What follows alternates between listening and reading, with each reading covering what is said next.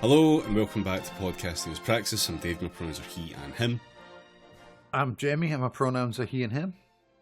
I'm Rob, mine he and him, and I will be honest, this one's my fault. And my name's Alistair. I don't know how the rest of this goes. Good. Rob's done it We're again back. on multiple levels. Yeah, that's it. The doppelganger's only got one good episode in. Yeah, Rob's secundus had to be discarded. It's very sad.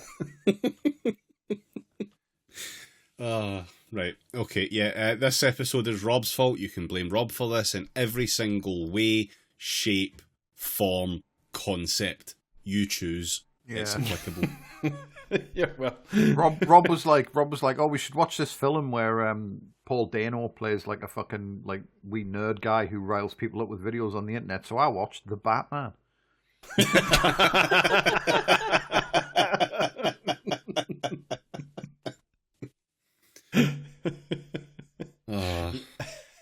yeah, but I didn't even care for The Batman, and I wish I watched that instead. Did Bruce Wayne combat the scourge of Redditors? I think fucking not. I wish he would. Yeah, me too. I wish someone would.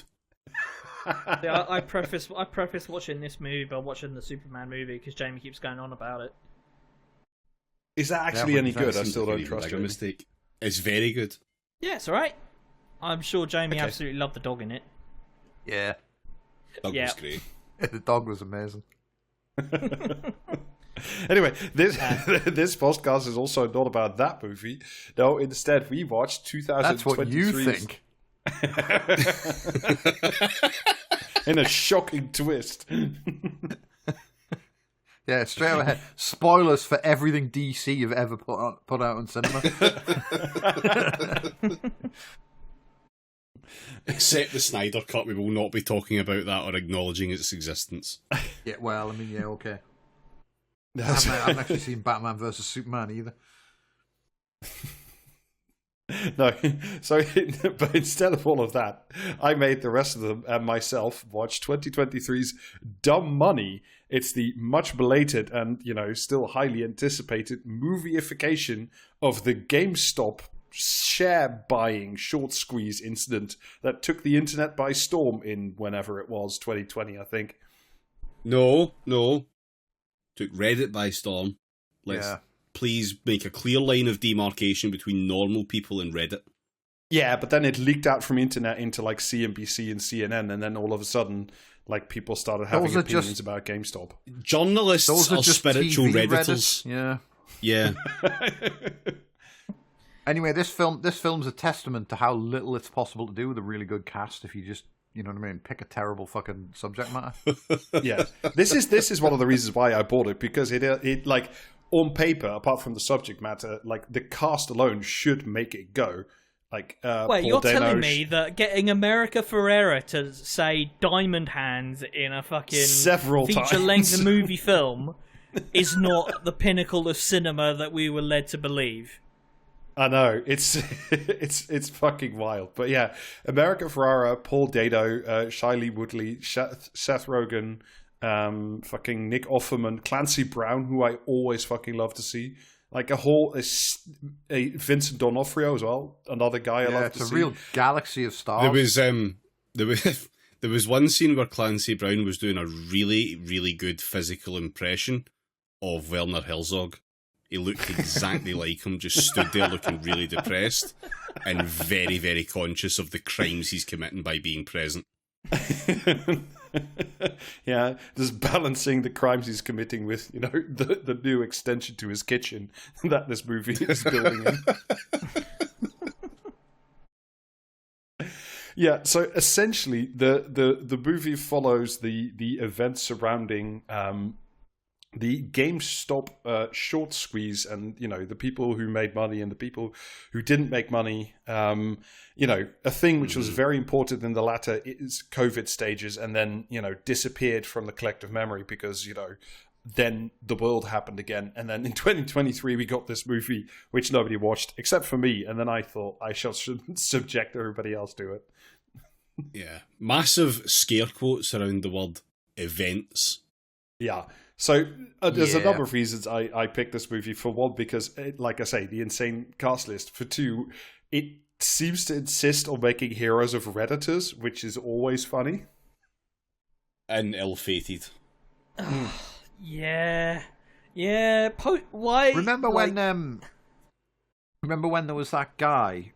It was the fucking moderator at a presidential debate, and everyone made him like. Everyone was like, "Wow, that guy was great," and he was like a hero for 20 minutes until someone looked at his Reddit account. And I do not all the remember porn this, he'd been, no. all the fucking porn subreddits he was in under his own name. Amazing. I think his name was his name Boner or Bone or something as well. Am I That's not a hallucinating? moderator. That's the guy. He asked a question. His name was Ken Bone, and he looked like Yes. slightly, That's the guy.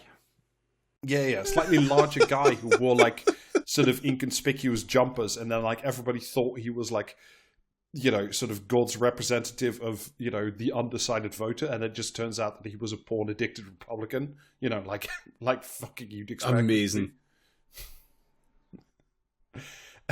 But yeah, so apart from those reasons, the third reason that I picked this is like this movie and the entirety of the fucking game stonks thing is ideological fucking poison, because this movie keeps pretending that like participating in the insane casino that is American capitalism, but this time via an app called Robin Hood, is actually some kind of liberatory struggle where you can take it to the man.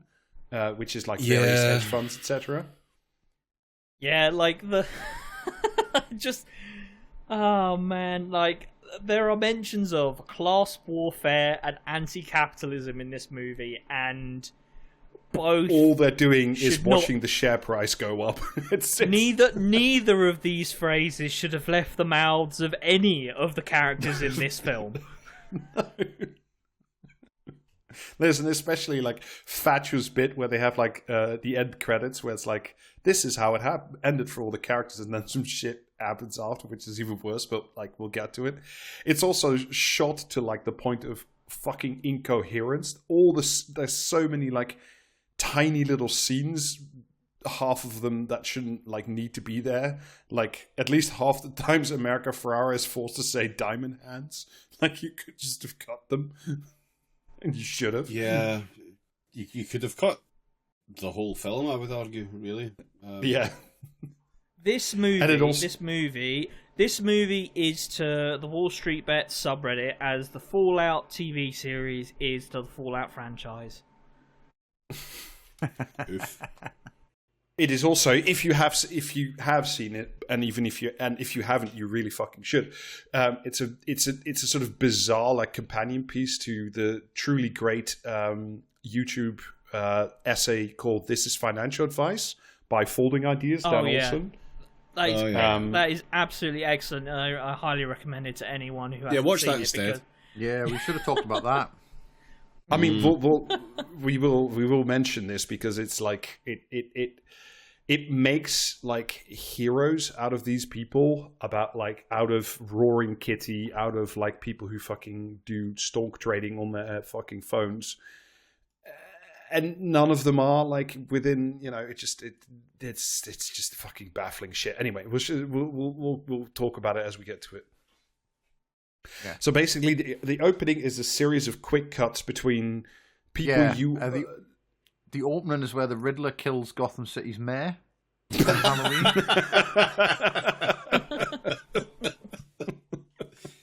Oh. Yeah, can't believe the Peaky Blinders made it all the way over there. No, it's like a series of little quick cuts, and it is essentially to establish that like these are the people you should hate in the movie, and they are all finance bros essentially. There's three of them. One of them is not worth mentioning. The first is Seth Rogen. He plays Gabe Plotkin of Melvin Capital. He's very important. Well, that's why he has that name. Yeah, Plotkin. I was saying to David yesterday when we were talking about this. Plotkin is what they call a fucking Mary Sue on Tumblr.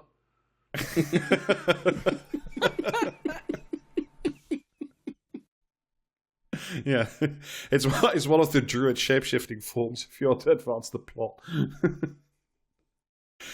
There's another guy who's not important but is played by Vincent D'Onofrio, which is a shame because guy I love to see.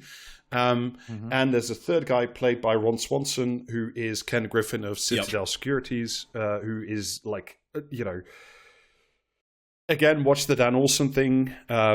This is financial advice, but he later becomes sort of the main villain in the insane cult around GameStop that arises. But that's past the end of this movie essentially.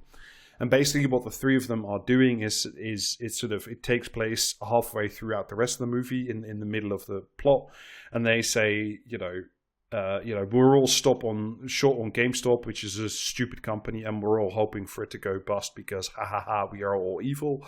And they're saying, the dumb money, which is the name of the movie, which is the retail investors. It's the common man. It's class war. So the dumb money is the working classes, and they are revolting by buying GameStop shares.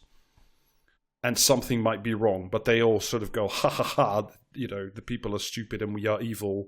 And, they're all shown to live in big mansions. That's how they're evil. And that sort of, but that's halfway through the movie. And then we cut to, and they're playing, they play atrocious music throughout this movie. Like the music is sort of, deserves a special notice. I don't know who they were trying to appeal to. At any point, really. What do Redditors listen to? Is it that? Is that what Redditors listen to? I have Redditors love Nicki Minaj. Yeah, and Megan Thee Stallion. Yeah. So the track they're playing is there's some whores in this house. So every time it cuts between these people you're supposed to hate, the beat just goes, there's some whores in this house, and it's like, oh wow, this is so subtle, I wonder what you're talking about. Ben Shapiro just in tears throughout.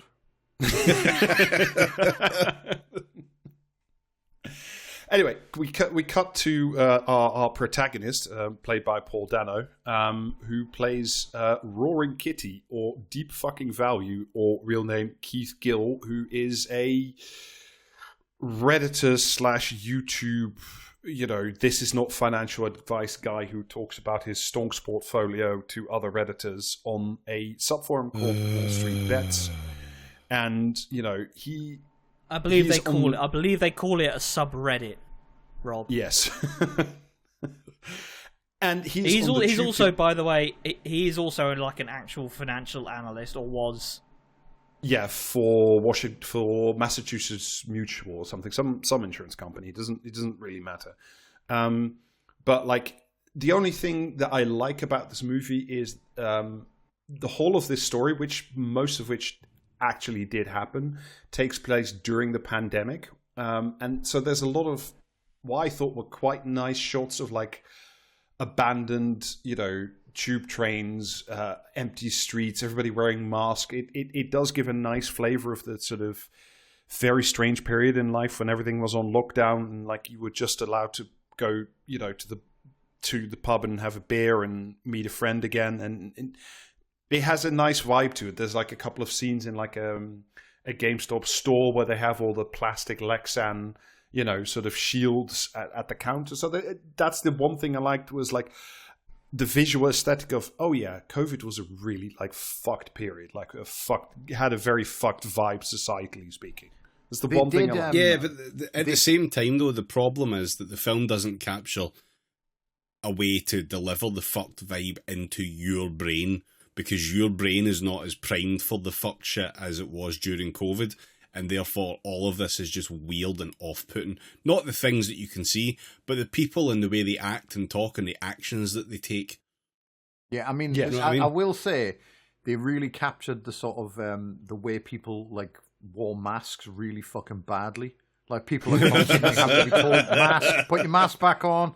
Do you know what I mean? It's like that bit where fucking Will Smith's mate explodes in Independence Day. Everyone's just yelling at each other to put their masks back on.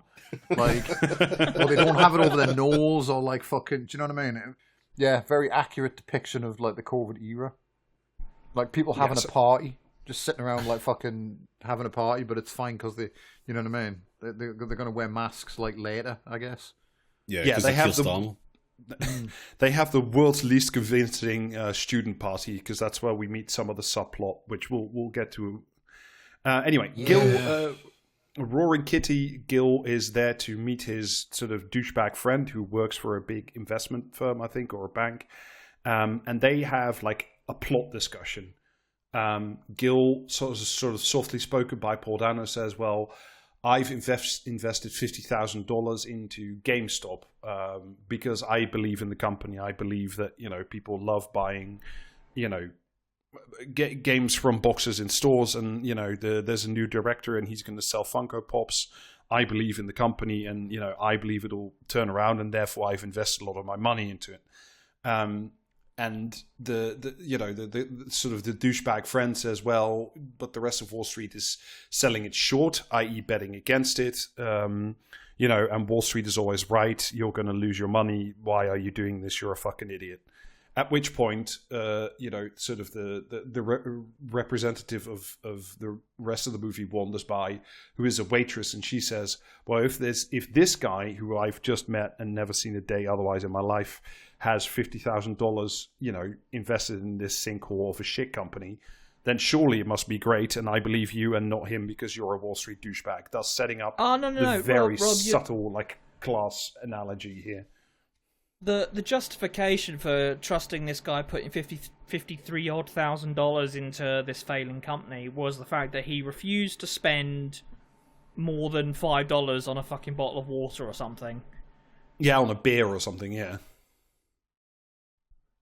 Yeah, she says, "Well, that's all the financial advice you need, really, before investing all of your spare cash as a service worker." Yeah. Yeah.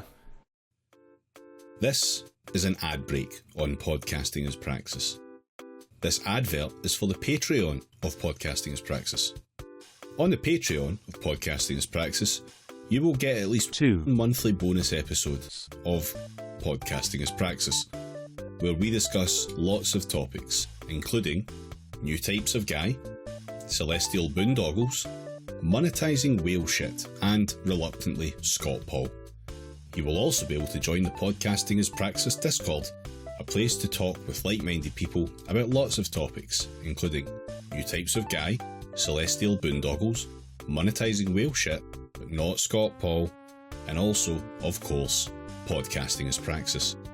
If that isn't enough Podcasting as Praxis for you, the Discord also includes a bonus channel where we post the bits that don't make the final cut of the episodes. Fans of both mediocre and bad podcasting have everything to gain by subscribing to the Patreon of Podcasting as Praxis. You will also no longer get ads on episodes of Podcasting as Praxis. £5 a month will get you all of that and maybe more at patreon.com/you guessed it, Praxiscast. That's patreon.com/Praxiscast, the place where we sell Podcasting as Praxis. So the theme of the money is very, very subtly laid out. It's like, the big evil guy who is Wall Street investment firms versus the good little guy who is Keith Gill, Roaring Kitty, fucking Wall Street bets people with Robinhood on their phone. That's very much the dynamic. Anyway, he says, "I'm a big believer in the company." He goes home, and holy shit, it's Shailene Woodley, who's essentially the whole of the role is the wife who believes in Paul Dano, who believes in his vision for GameStop, which is like, why would you believe your partner if they started, telling you that, I don't know, fucking HMV or something like that is like due for a turnaround, but she does. And then we get really to the most important thing that happens during this movie and essentially for the rest of the movie is Paul Dano logs the fuck on and, goes on Reddit. Ultimately, this is a movie about posting and logging on. All of the problems that come along with that. This is a movie about Reddit posting, though. So, it's not a place of honour. No esteemed deeds are commemorated here. And specifically, it is about how if you just post hard enough on Reddit, you can manifest a new reality. You know, which definitely happens all the time. Yeah, if you say the R word enough times, you will become fabulously wealthy. Yeah. Ooh, yeah. Anyway, he not just logs on, he puts on like a sort of fucking red hairband that a later character in the movie says, you look like a fucking Ninja Turtle. And I'm like, he does. And he puts on like, I don't know, what are those shithouse t-shirts, like a sparkly t-shirt with a lot of cats on it. Because he slips into, he's no longer Keith Gill, you must know. He is now Roaring Kitty. And he logs the fuck on, and his, podcaster's microphone, no comment, goes red, and he starts talking about... It's a gaming podcaster's microphone, because it's got RGB lights on it. Okay. Yeah, we are better than that, even. Yeah, I did like that you could tell that it was like he was based on a real person, because they point out that he has a different username on YouTube than he does on Reddit. Like, you know what I mean? I don't think that's ever happened in a film before. You know what I mean? Whenever anyone has like an identity online, they've been able to get like not only get the same name everywhere, but also get a name that you just would not get unless you were like the first person through the doors in 1997. Do you know what I mean? To be fair, that's how they caught fucking Dread Pirate Roberts, the Silk Road guy. Yeah. Anyway, so he logs the fuck on, and he starts talking to his Twitch chat. It's clear it's the first time he's done this. And he starts talking about like, this time I want to talk about my own investment, and I've invested all my money in GameStop, and I think it's a great company. And I know, mercifully, you don't get to see the rest of the video, but he sort of expounds his theory that this is an actually good company that is being undervalued, and the big Wall Street firms are short, but in reality, like a sort of fucking box store for can compete in the era of Steam, and I believe in it for the following reasons, and blah blah blah blah blah. So, in a bid to find anything that was not this film to watch, I did watch some of that War of the Worlds thing that happened. And can I just say that at this point in the development of humanity, we need to stop. We cannot put streaming things in movies anymore. It's been tried. It never works. It should never be attempted again. Please stop. Yeah. So basically, there is no worse medium. Once again, I thought that we'd peaked at the worst possible medium of text messages, like appeering in real time in little bubbles next to people's heads. What do you mean? Did you not enjoy BBC's Sherlock, David? That is exactly what I am fucking thinking of. Yes, and I thought that was possibly the worst way in a medium that you could do that. No. This is somehow fucking worse. We perfected displaying text messages in in video in the 90s with whatever music video it was, where that the woman in the rap video was texting someone on an Excel spreadsheet. Yes, that was it. That was nothing. That should be it. Like, I will accept Google Sheets if I have to, but that is as far as I will go. Anyway, the movie once again very subtly reinforces the us versus them narrative, which is also what the people who got involved in this very much like to tell themselves, because deep fucking value says there's deep fucking value that the big firms in Wall Street don't see, and quote unquote, they underestimate the people who buy there. It's like the salt of the earth fucking gamers who buy Funko Pops at GameStop stores are. They're the true Americans, not these, rich finance pricks played by Seth Rogen and Ron Swanson.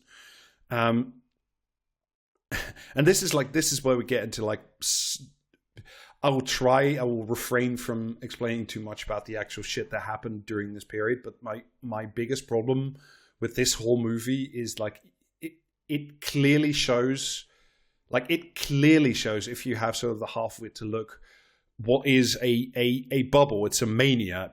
Why are people buying it? Because other people are buying it, because people on the television are talking about it. Why are they talking about it? No, not the television, Rob.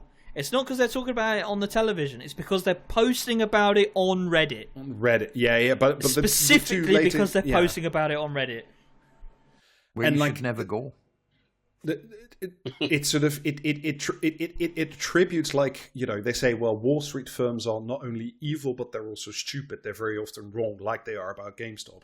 Instead, the people you should trust have accounts named Roaring Kitty, and they post on fucking r/Wall Street Bets, and those are actually the genius gurus you should be following. And what happens afterwards, like, is almost as clear an example of like fucking mania followed by, you know, regret and delusion, as amply demonstrated by Dan Olsen and This Is Not Financial Advice video.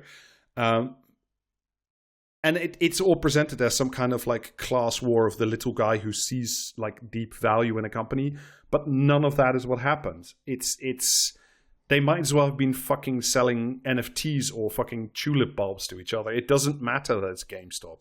Like it's the whole thing is a prop. Yeah, the thing is not the thing that matters. The thing that matters is all the stuff happening around the thing. Yes. Yeah, and number go up. I did really cool. enjoy one of the unfortunately many moments in which it decides to play a fucking internet meme video from Reddit, in which it refers to everyone as apes, and all I could think about at that point was how funny it was that NFTs died, and how funny it was that at least 50% of these people were probably into that shit too. So, like, it took me right out of the film in a way that was actually merciful. It's the first time I think I've ever been glad to be taken out of the film. Yeah. I did, David, like, while we're on the subject, because, you know, I had a similar thought about Bored Apes whilst watching this. And, like, I checked, you know, the graph of the price of Bored Apes over time, and I laughed and laughed and laughed. It's my second favourite graph after the OBR one. Yeah. You know... And then I saw a picture of fucking Jimmy Kimmel holding up that picture of his fucking bored ape, and I wanted to, you know...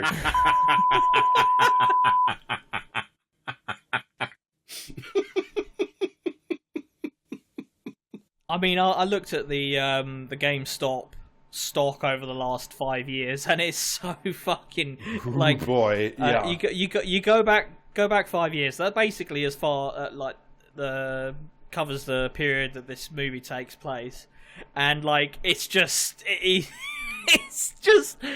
bubble.jpg.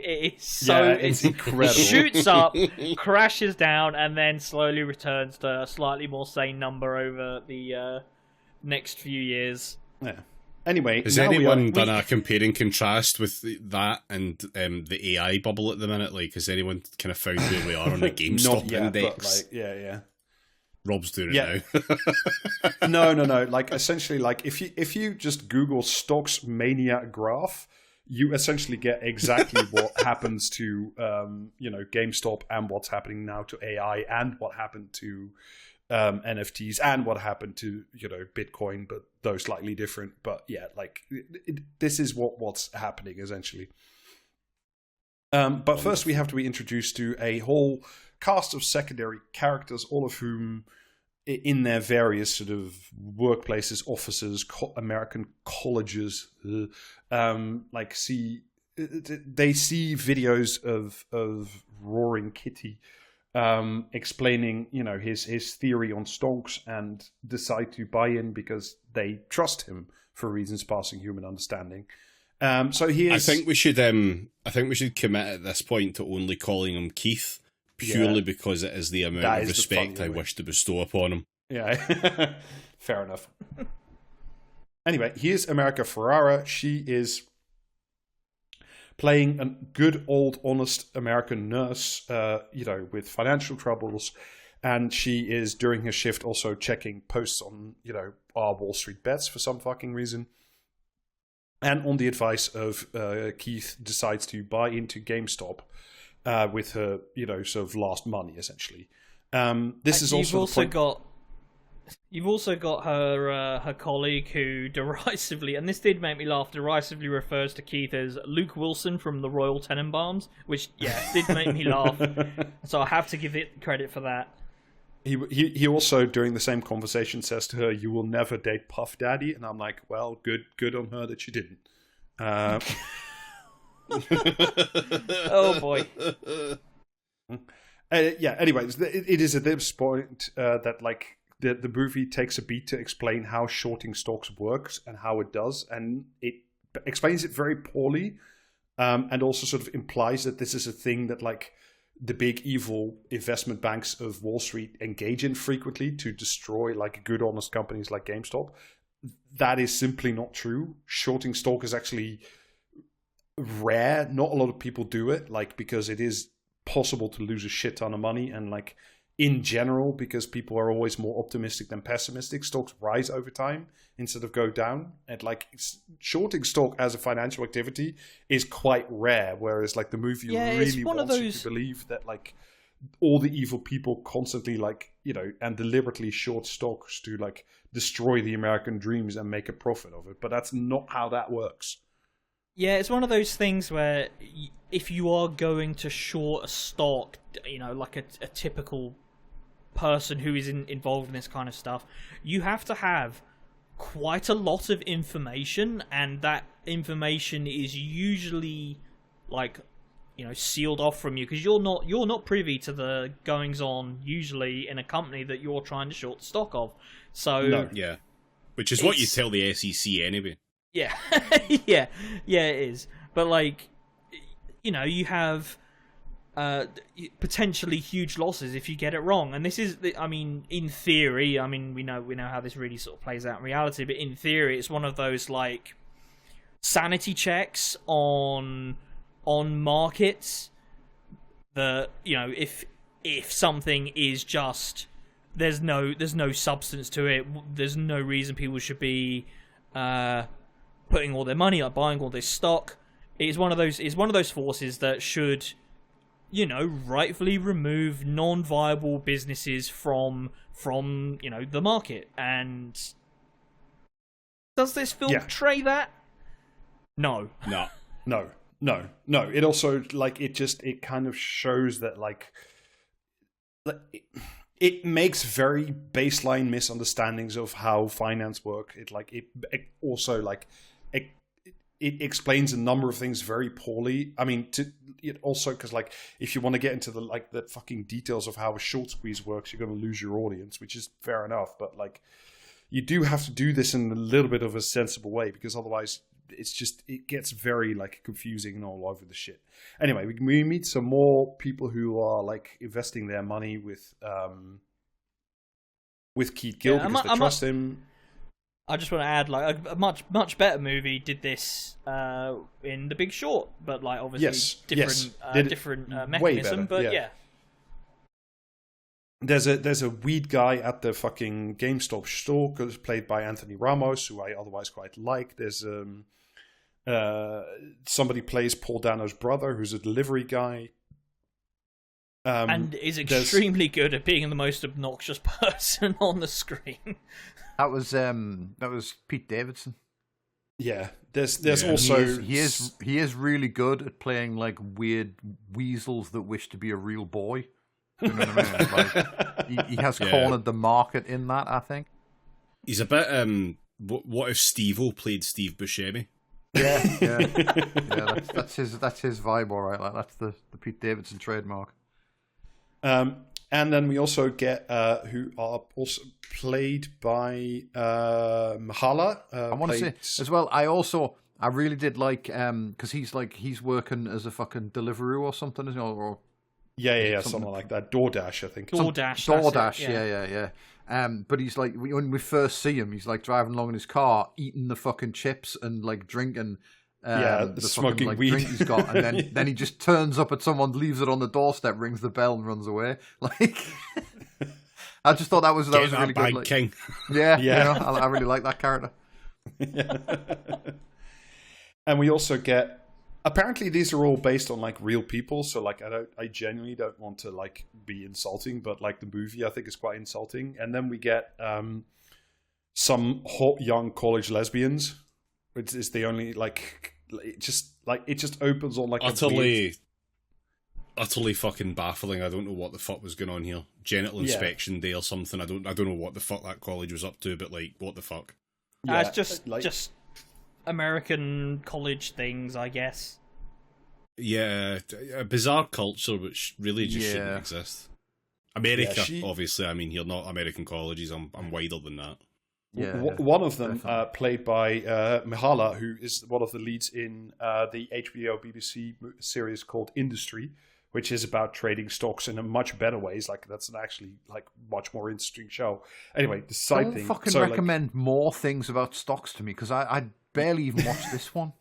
I'd sit through a fucking series. I don't care how many HBOs were involved. Rob standing up at the big HBO logo saying, "It was made for me." But anyway, like again, actress I love to see in a sort of bafflingly cast role, because they're at like a college party and they're all playing Truth or Dare, which I can believe, because like, I don't know, I assume American students have nothing better to do with their time. Listen, they've only just been allowed to drink at the age of 21. Like, yeah. And anyway, all these sub characters, they all watch videos of Rory Kitty on their phone, and being on your phone is also a very important part of this movie. A lot of characters just spend a lot of time staring at their phone while you stare at them on the screen, staring at their. It's very fucked, essentially.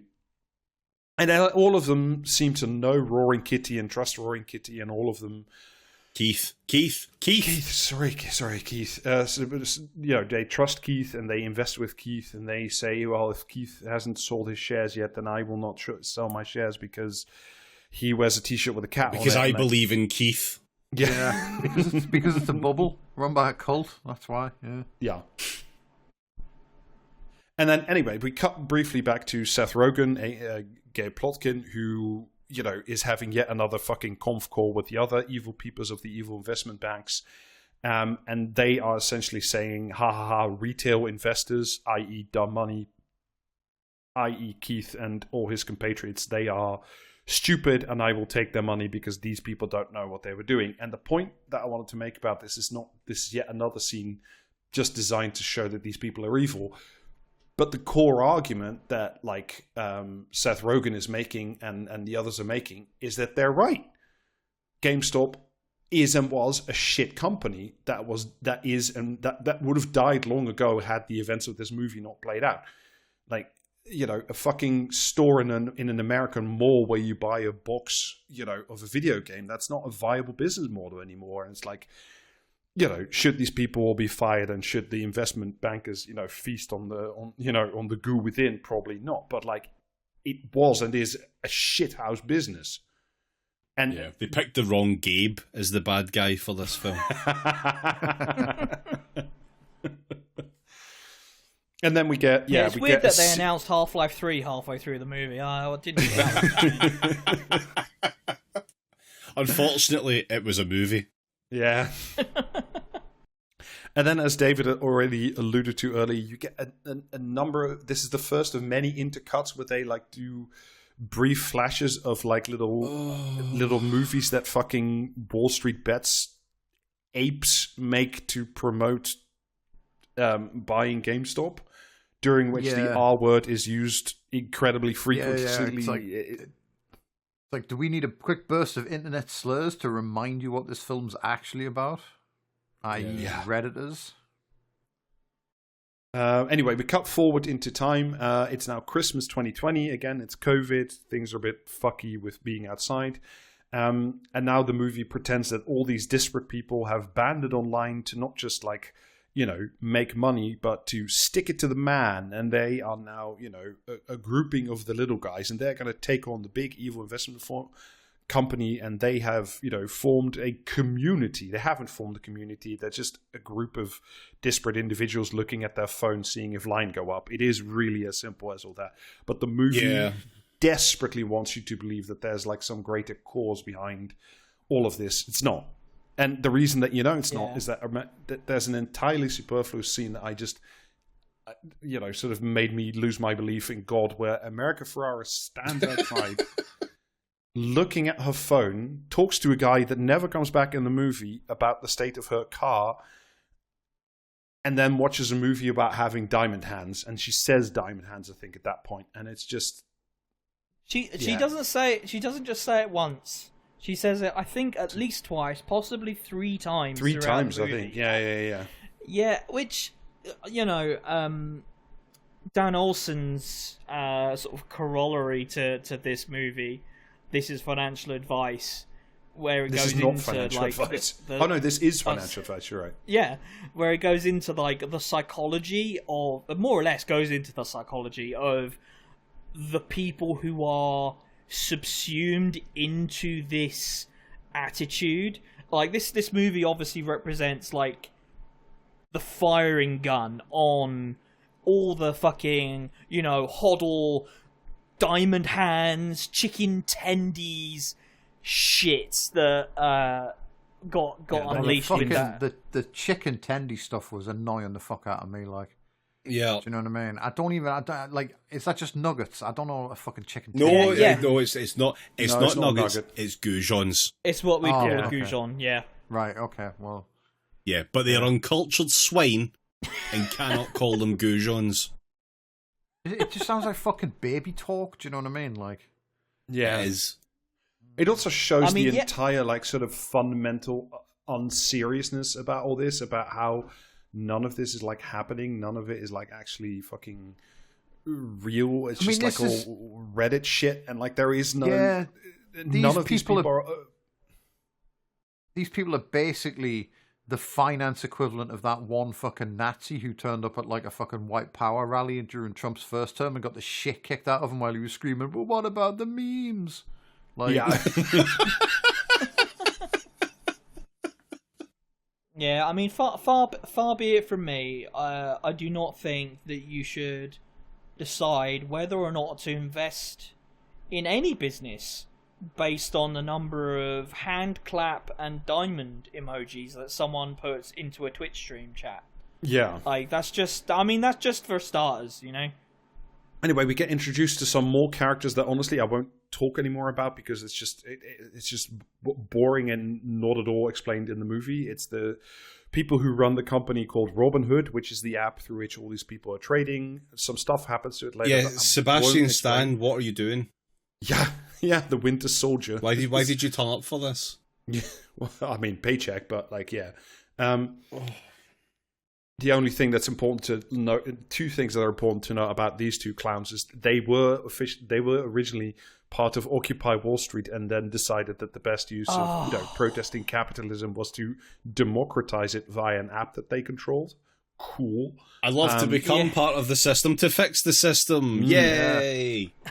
The second thing is that I think one of them is no longer... After all the problems he had with the system as the Winter Soldier, he would know better.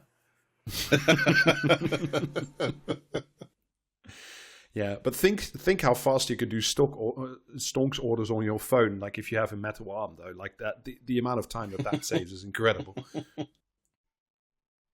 Anyway, so the last thing I wanted to mention about these 2 is like the main guy played by the Winter Soldier is now like an insane AI booster and can't stop posting about AI on XD Everything app. So like that's where that guy is now. Excellent. And then instead, Alistair, you referenced it already. Like, you remember how in The Big Short they had these like quite good scenes with like Anthony Bourdain and other people to explain like some of the mechanics behind stock market investing. And in this one, and I genuinely couldn't work out if this was like an existing clip that they used in the movie, because they do that quite a lot, or if they got Stephen Colbert to explain short squeezes. And I think that looked like it was an actual clip taken from whatever the fuck TV show he does. I can't remember what it's called, because there are like clips. Well, certainly after like the plot of the movie wraps up, they play real clips from real people. The actual people that were involved. Yeah. So like, it wouldn't surprise me if that one was real, because there's plenty of like on TVs and stuff. There's real like financial news people on like CNN and fucking Fox News Finance or whatever it's called. So yeah.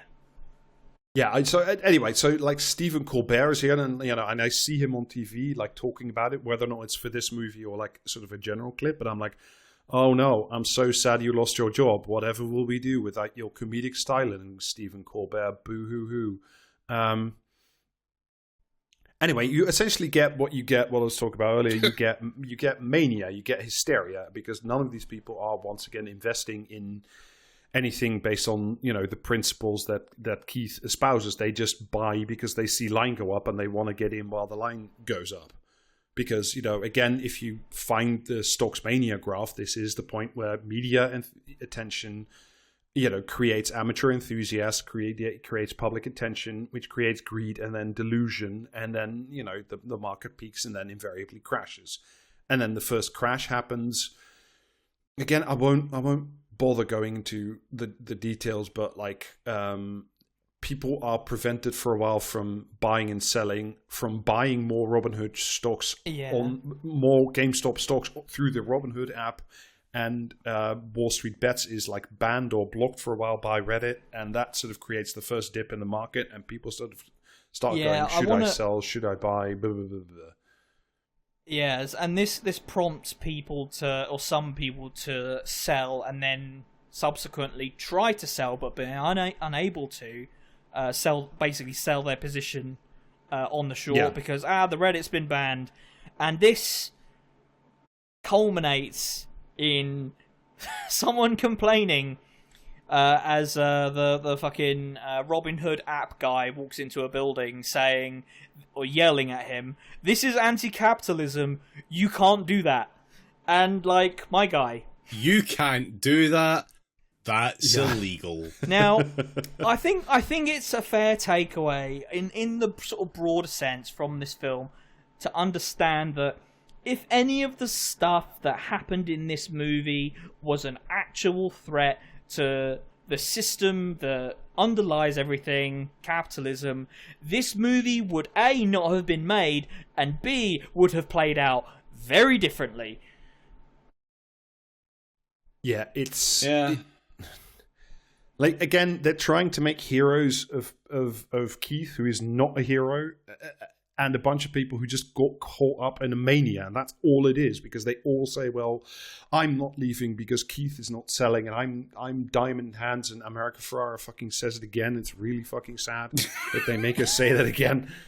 And like, this is the other thing I wanted to emphasize about like this whole thing, where like these people are like, no, I'm not selling because I want to stick it to the man. It's like, most of the money these people made, because most of them do sell off in the end, they don't make money from fucking Ron Swanson or from Seth Rogers or like from the evil investment company. Seth Rogers, Mr. Seth Rogers. Most of them make their money, like the people who buy the shares they're selling were the retail investors who all invested after the bubble had already popped and was on its way down. And like, again, in the Dan Olsen video, you see what happens to some of those people. They become what is known as the bag holders. So like, you're not engaging in some sort of revolution of the small investor versus the large institutional investor.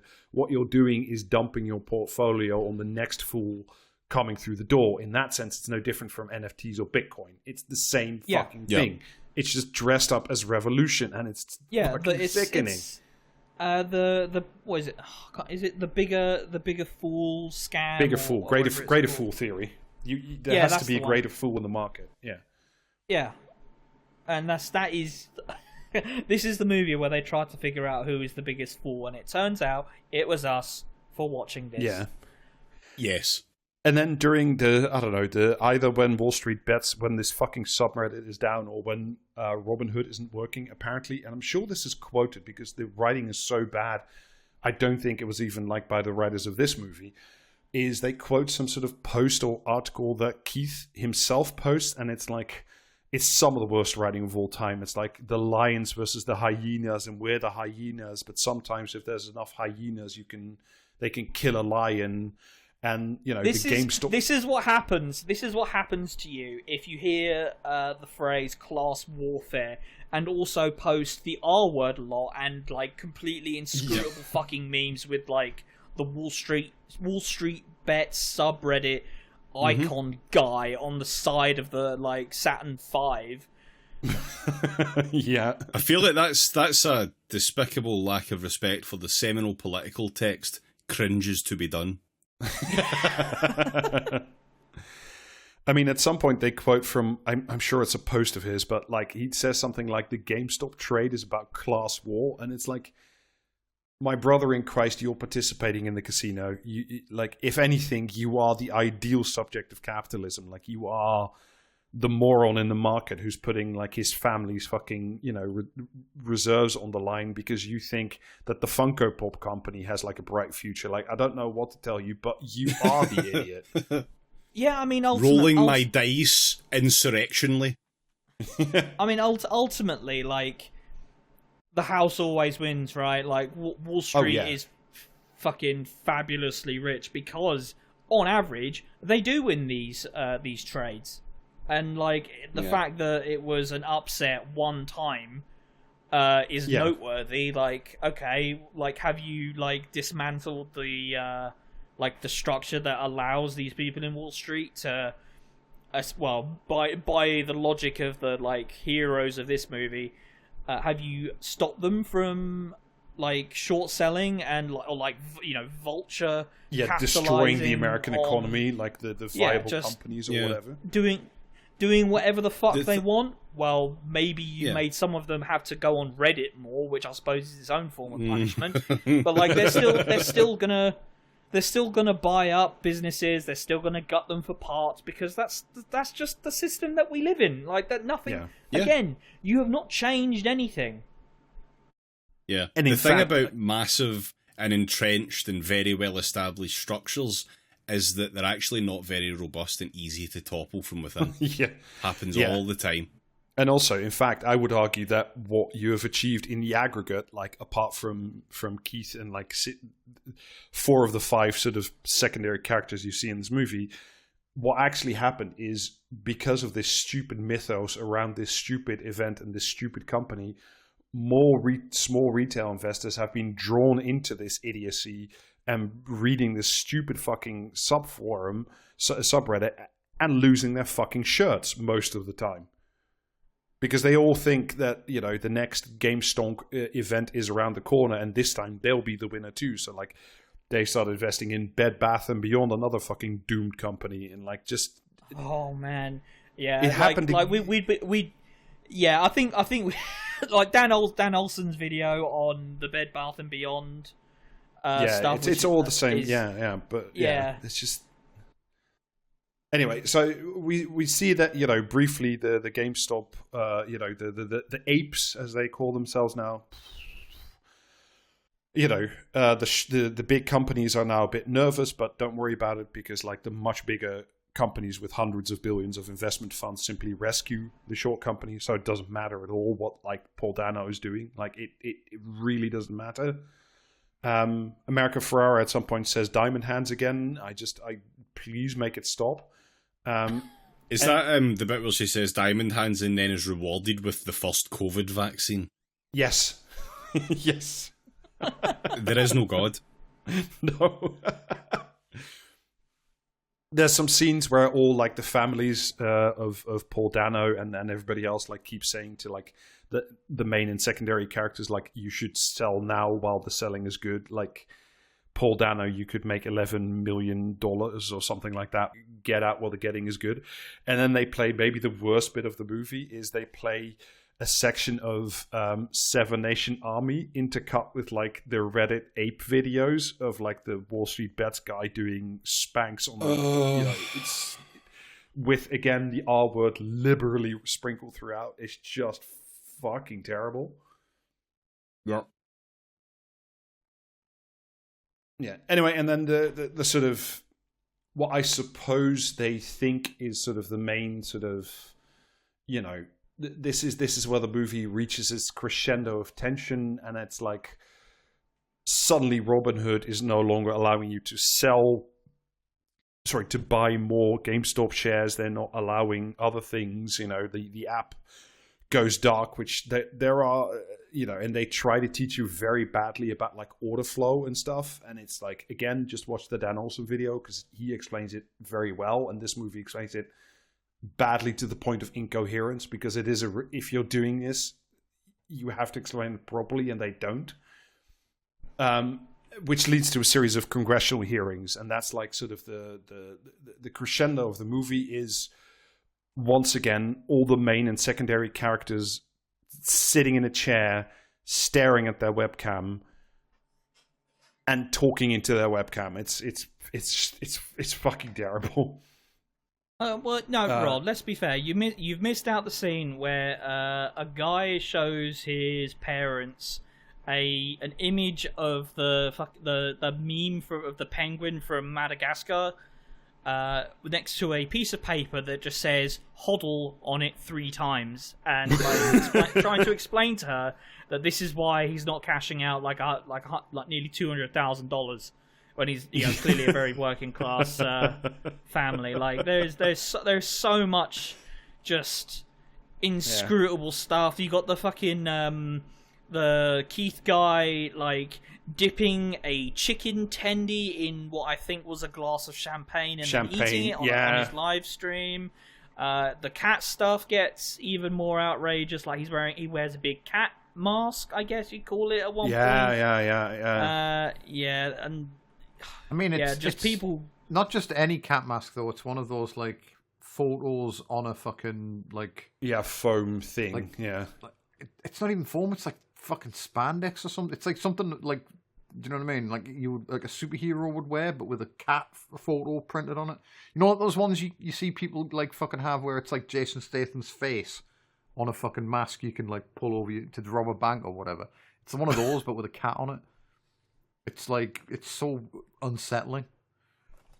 Now you're making me think of Point Break 2, where they do bank robberies but wearing Jason Statham masks instead.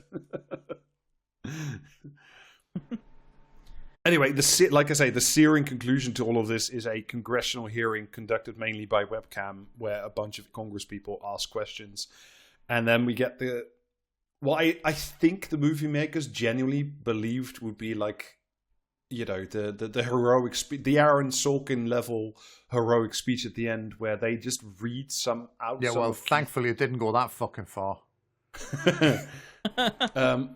Yeah, it's a walk and talk speech, but without the walking. It's just sit the famous Aaron Sorkin sit and talk speech. I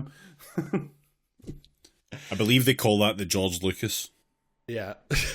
So they Paul Dano does like parts of Keith's testimony. His you can just look it up. And at some point, Paul Dano looks sort of earnestly in the camera, because he's such a believer in what he's doing. And he says, the whole idea of the stock market is that it is a fair marketplace and it has now become corrupted. And I'm just like, I don't even know what to say to this, pal. This is so blatantly not true.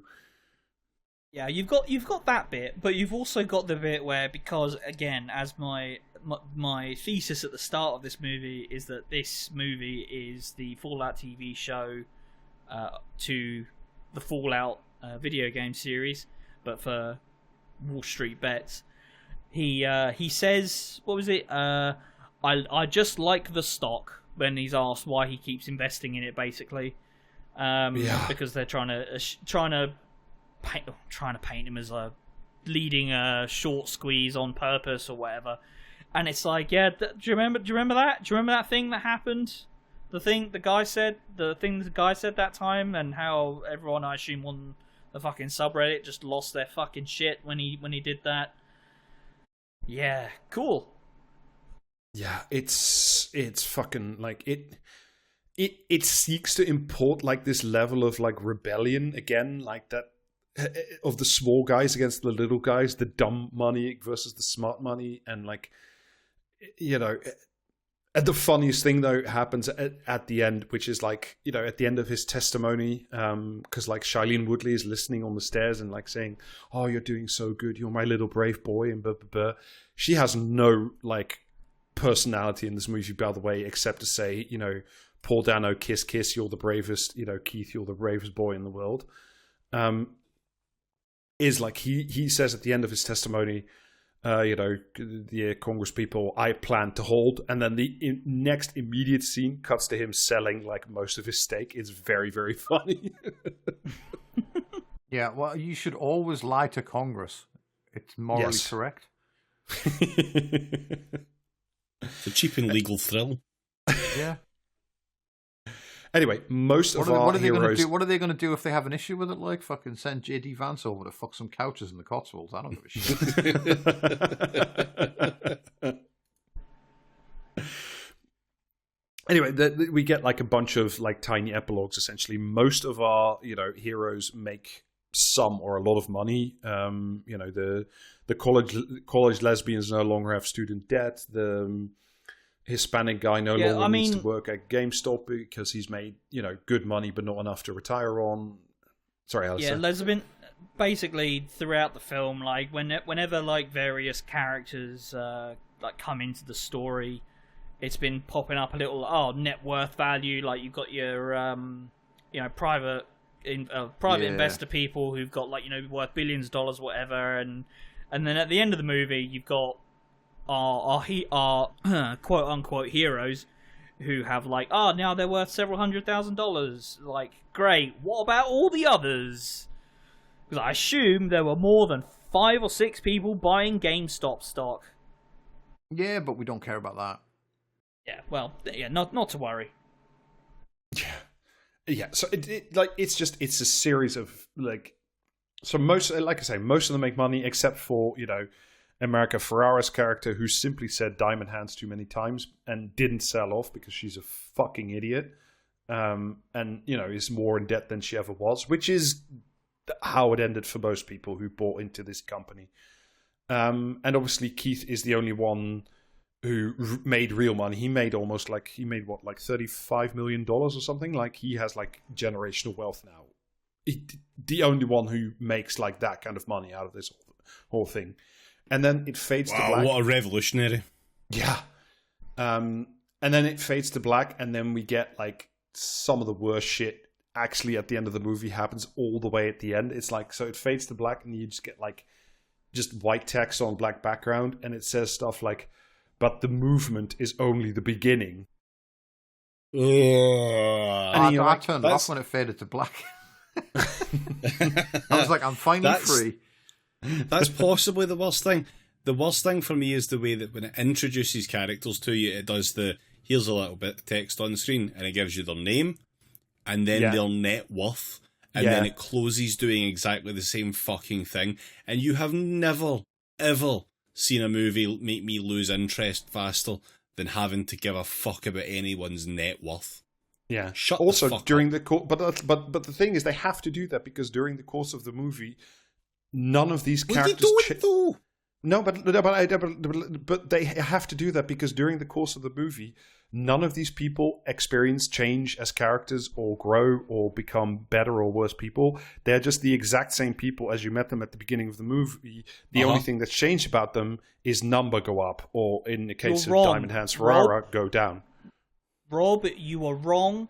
These people change from relatively normal human beings who are working class jobs, all that stuff, to becoming dyed-in-the-wool posters.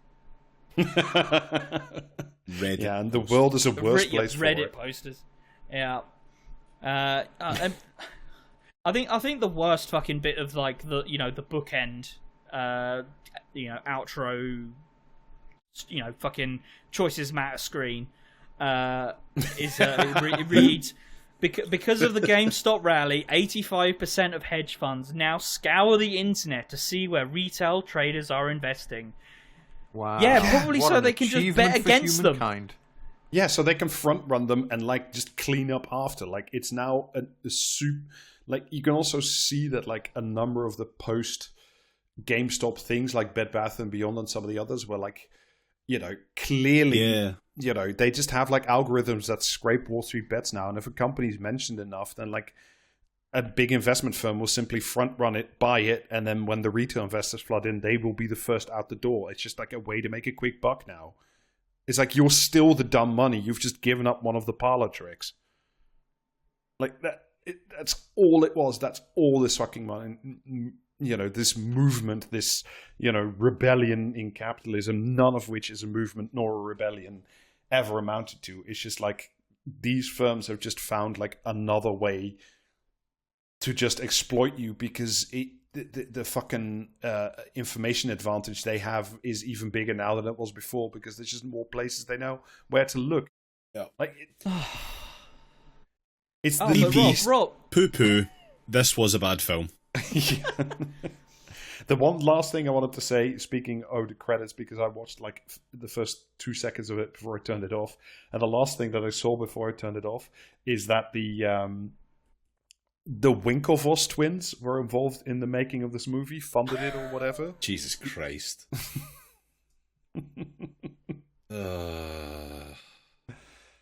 Yeah, anyway. Were you brave enough to check Reddit for the reaction to this film? Did they like it? No, I'm not checking Reddit, not for like for love or money. look, Like, it's bad. fuck It's that bad shit. enough that I have to look at the EVE Online subreddit sometimes. Alistair, you don't have Yeah. to, in fact. This is true. You do not have to. Didn't you pay $10 so that you didn't have to like years ago? I was posting on something awful before Reddit existed. Thank you very much. Well, there you go. You fool. It was within you all along.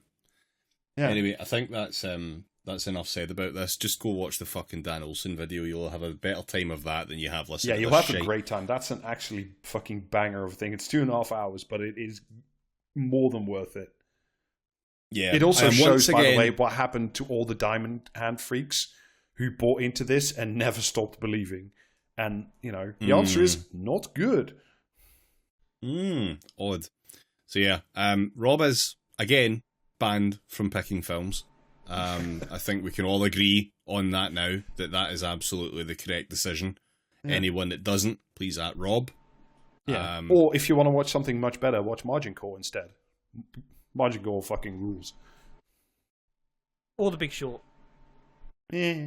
I could take Literally on Margin anything Call. else. Margin Call and this film were largely the same to me, in that it was I a will bunch of actors I fight you to recognise. death. Watch you the bastard. Superman movie. Watch the A Superman bunch movie. of Don't actors I recognise talking shit about something I didn't understand. Do you know what I mean? Like, watch the Superman movie. There's a dog in it. It's a good time.